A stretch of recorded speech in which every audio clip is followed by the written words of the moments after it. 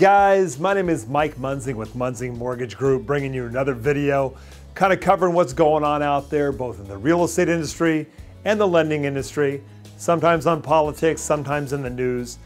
What a week with that whole Trayvon Martin tragedy. That's horrible. That's all over the news. Have you been watching the Supreme Court?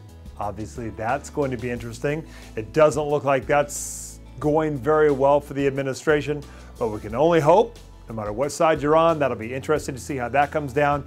That will majorly affect business, our country, our government, everything, because that is just such a major issue on how we move forward.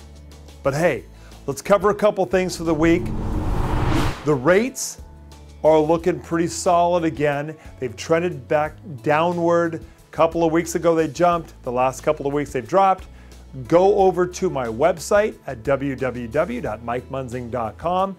These are historic low rates, and your buyers need these rates to get in with the payment that they need to have right now. If these rates start going up 1% or 2% or more, that will drastically affect the amount of home that your buyers can buy. On that note, we need to find out how much home your buyers can buy. So be sure and go over to my online application. I've been out here 28 years, 22 of which now are in the lending industry specifically. Have them fill out my application, hit submit at the bottom. That sends it to me. I can pull their credit, check their information. It's quick, it's simple, it's easy. It's a fantastic way to go. This week it's come out that the Congress is looking to maybe raise those fees on FHA again. And this is horrible. They keep doing this. But my friends Brian and Frank pretty much said it best this morning. I'm going to bring a little clip and have them break it down for you. A House subcommittee voted unanimously to pass a hike on mortgage insurance for the FHA. Unanimously. That means nobody on either side of the aisle had the vision to see that these MI premiums are frankly getting out of control. I mean, we just saw it jump on the most viable loan option for consumers that already has the highest MI of any loan option, and it's going up again. And nobody on the subcommittee thought it was a bad idea. Now, Frank, how can this not hurt our recovery? Because they're viewing it as income to avert an FHA bailout. Guys, it's not an income. It's a tax. And I bet if it was labeled as such, that the vote to raise the FHA tax would not have been unanimous. These are politicians cast in the same mold as those that proposed a bill to raise the G fee on Fannie and Freddie loans to clean up the BP oil spill.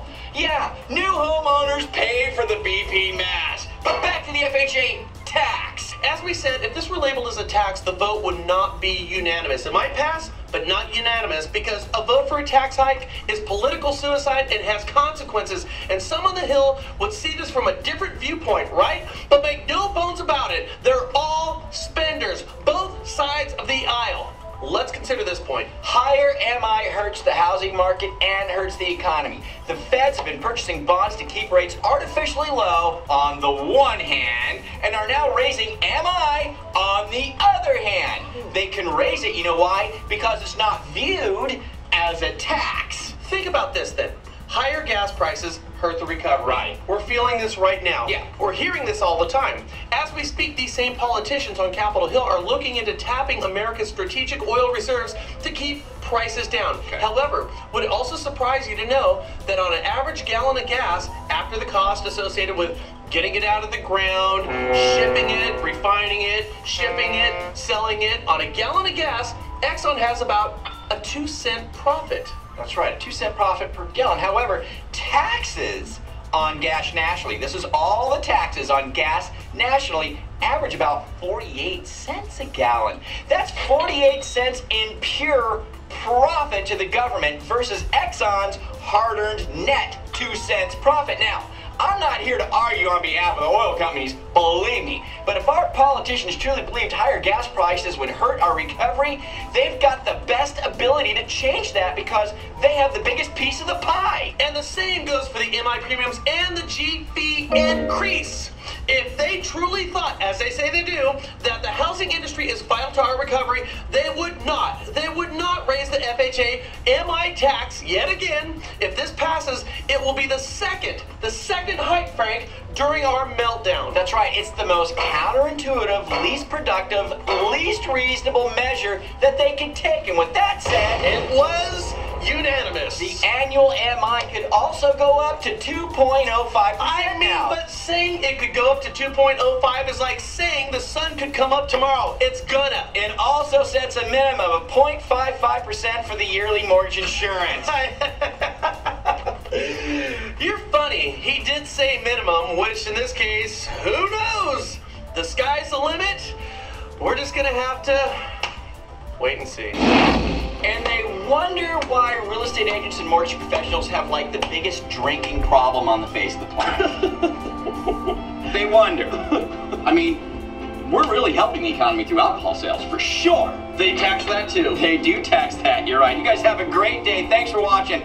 I just love those guys, and sometimes they do it better than I can do it, so I just want to bring that straight to you and have them break that down. Let's hope that's not the case, but FHA is getting more expensive by the day. It's still a great program. If your clients have that real low down payment, FHA still works, but it is getting more expensive as the government keeps adding on those fees. Okay, I want to remind you, go over to my website here at MikeMunzing.com once again and take a look around. Look down that left side. I've got a lot of tools, a lot of flyers and information over there. One I wanted to point out this week, it's come up a couple of times this week, on how much home can your clients afford, is my flyer that pertains to that. Now this is an interesting flyer. I've got a little copy of it here. The cool thing on that is that it is an Excel spreadsheet that downloads for you. You may have to hit approve or download or something, but what you can do is you can adjust the down payment, you can adjust the numbers pertaining to the deal that you're working on, and that will adjust all the numbers down the page. All the approval or all the qualification numbers will adjust, and that will be helpful to you, so you can print that out, hand it to them, and take it with you even to your meeting. So it's a good flyer. Go look at that. Want to highlight that this week. It could be very, very helpful for you. Hey, we're heading into a weekend. I will be working. You can reach me anytime at 949-689-5626. I have that phone with me. That is my cell phone.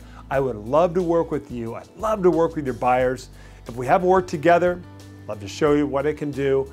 I have been lending, once again, 22 years. I've processed pretty much that whole time, so I know how to set these loans up. I handhold them all the way through the process.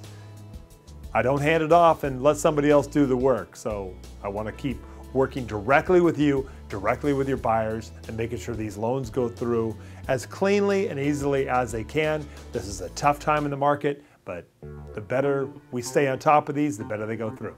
Hey, God bless you. God bless your families. God bless America. Let's keep working together. Let's keep fighting hard, making this thing come together, and we'll talk soon. Bye-bye.